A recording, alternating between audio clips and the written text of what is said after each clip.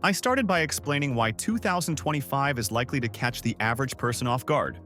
However, if you're in the AI space and watching this video, it might not come as a surprise to you.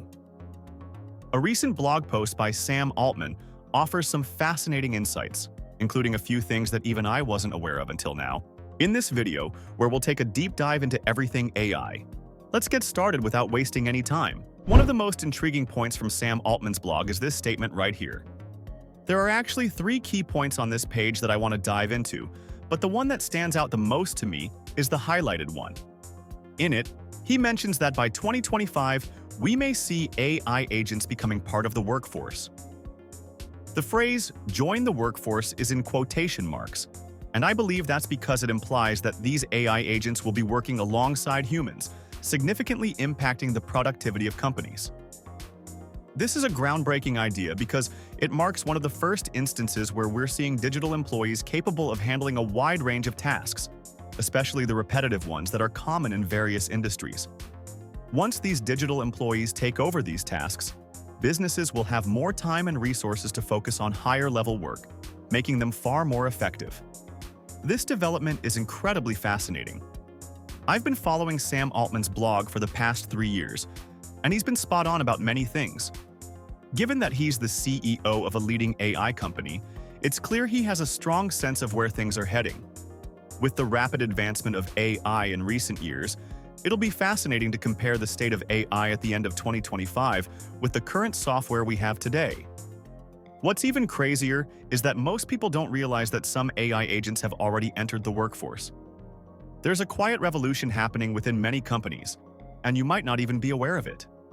The phrase, "joining the workforce," is true, but it's important to pay attention to the companies that have already integrated AI agents into their operations. The CEO of Klarna shared insights on how they successfully deployed customer support agents capable of performing the tasks of 700 employees. A lot of business leaders are asking themselves, like, what is the actual implications on my business?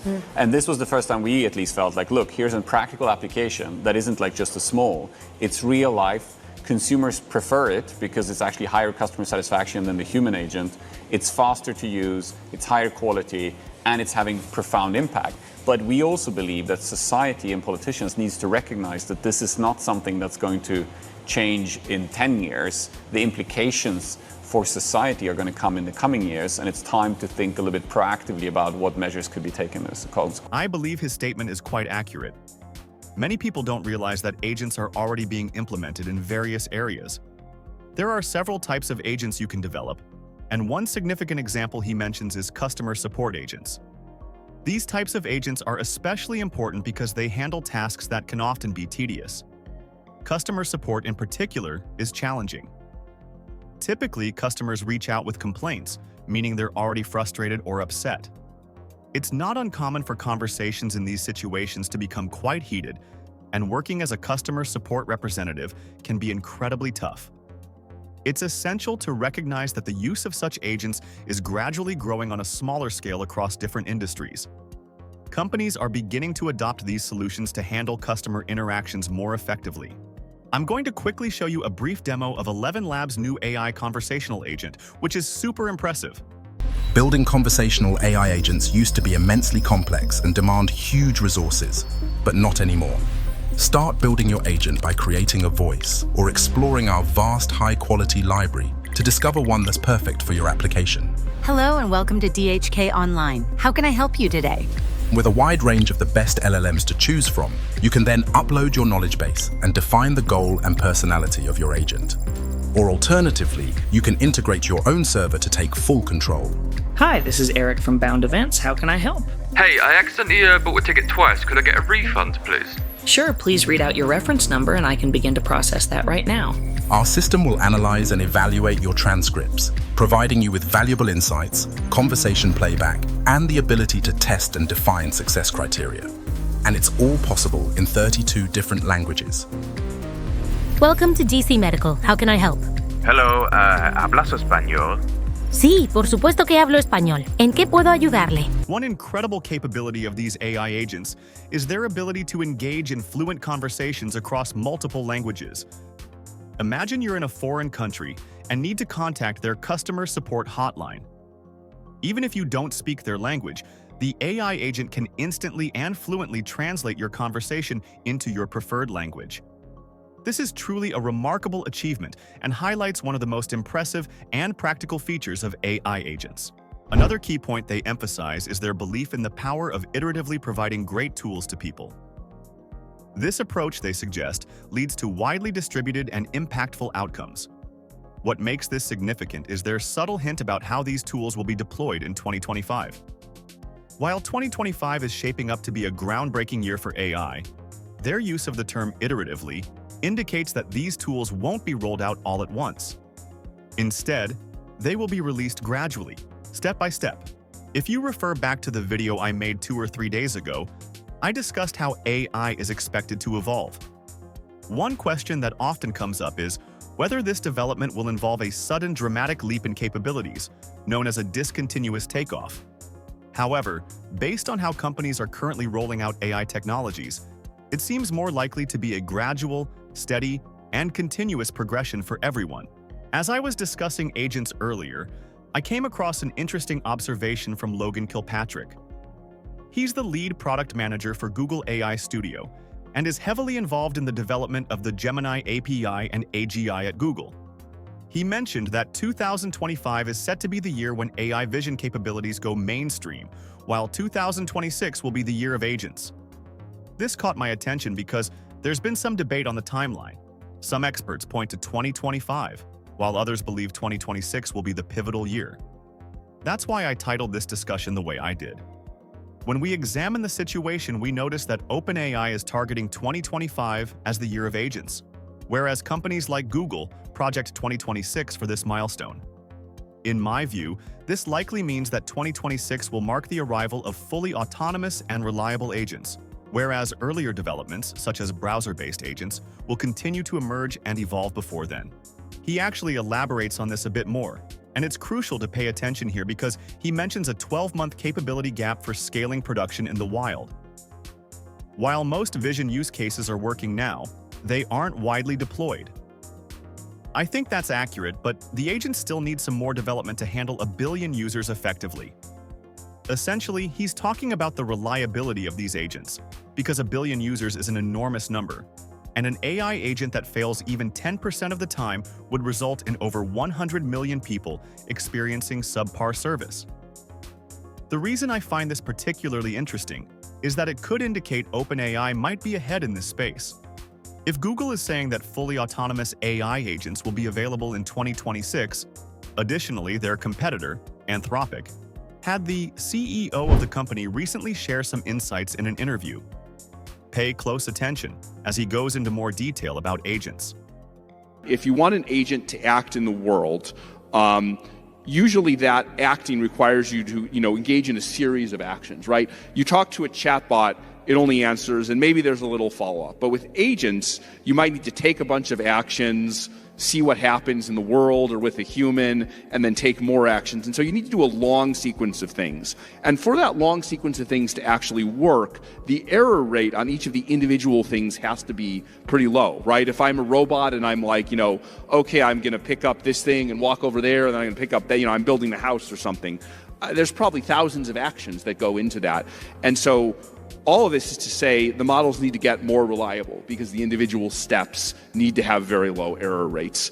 And I think part of that will come from scale. We need another generation or two of scale before the agents will really work. This is actually quite accurate, especially when we examine the benchmarks from Claude's latest release. Right now, Claude stands as the leading frontier model in terms of not necessarily raw intelligence. That title belongs to models like GPT-01 or GPT-03. But when we focus on large language models capable of interacting with computers, we can see a different picture. The TOE benchmark, designed to assess AI systems in real-world situations, demonstrates that these models still struggle with reliability. The current results show that they're not performing particularly well. For instance, the first attempt yields about 46%, and as the models are tested more times, the performance tends to worsen. It's important to note that there are various AI agents out there, and other companies are working on new frameworks that may improve performance. By the end of the year, we could see significant progress, potentially pushing these models closer to 90% accuracy. However, at the moment, even the most advanced agents, which excel at performing tasks autonomously, are still facing challenges when it comes to reliability. I'm starting to wonder if this shift is happening because OpenAI is adjusting its strategy. The rate at which GPT AI is improving seems to be slowing down. This is something they've hinted at before. When I say hinted at, I'm referring to the fact that the GPT series is now slowing down. This doesn't mean they won't continue to make progress, but any improvements from now on will likely be incremental. This doesn't imply that the newer models, like the GPT-01 series or Reasoning series, won't still make progress, but they won't see the same steep growth in terms of intelligence. When we talk about models like GPT 3.5 or GPT 4, we're likely not going to see huge leaps in their capabilities. These models will need to be excellent in order to serve as the foundation for future agents. Interestingly, the corporate vice president of business and industry Copilot at Microsoft mentioned that by this time next year, you'll have a full team of AI agents working alongside you. These agents could range from an IT assistant that fixes glitches before you even notice them, to a supply chain agent that prevents disruptions while you're asleep. Imagine a sales agent that breaks down barriers between business systems to chase leads, or finance agents who speed up the process of closing books. I truly believe this is on the horizon, especially when you consider recent talks where experts like Sam Emin and Jen Singh have highlighted how agents are set to become a major part of the future. Agents are the thing everyone is talking about, I think for good reason. This idea that you can give an AI system a pretty complicated task, like a kind of task you'd give to a very smart human that takes a while to go off and do and use a bunch of tools and create something of value. That's the kind of thing I'd expect next year. And that's like a huge deal. We talk about that like, oh, this thing is going to happen. But that's like, if that works as well as we hope it does, that can really transform things. Recently, at CES 2025, Jen Wang shared some interesting insights about AI agents. He explained how these agents will collaborate to enhance business efficiency and streamline operations. I have to be honest with you, the most mind-blowing aspect of this document was definitely the part where they mentioned that, despite all the talk about AI and AGI, the focus is now shifting towards something even more ambitious: superintelligence in its truest form. This is such a profound statement. The more OpenAI talks about it, the more it starts to feel real, and I genuinely believe them. I've gone through their research papers, and it makes a lot of sense. They explain that with superintelligent systems, we could achieve literally anything. These superintelligent tools could massively speed up scientific discovery and innovation, far surpassing what we can achieve on our own. In turn, this could lead to unprecedented levels of abundance and prosperity. You can clearly see here that they acknowledge how the idea of superintelligence might sound like science fiction, or even a bit crazy to talk about. But they've been in this position before and they're comfortable with it. They're confident that in the coming years, everyone will start to understand what they see. They emphasize the importance of acting with great care, while still ensuring broad benefits and empowerment. This is significant because rather than simply making an outlandish claim, they're saying that they know this reality. The only reason you don't know it yet is because you're not working at the company. They're confident that in a few years, everyone will come to realize what they already know. It's going to be really exciting to see how OpenAI's products evolve and integrate with their various stages of AI development. Right now, we're at the reasoner and human-level problem-solving stage. But Level 3 is the real game changer, where these systems will be capable of reliably taking actions. Levels 4 and 5 might sound a bit far-fetched, but honestly, I've seen more unbelievable things happen in AI that I never imagined possible. If you enjoy this video, don't forget to like, share, and subscribe to the channel. See you in the next part.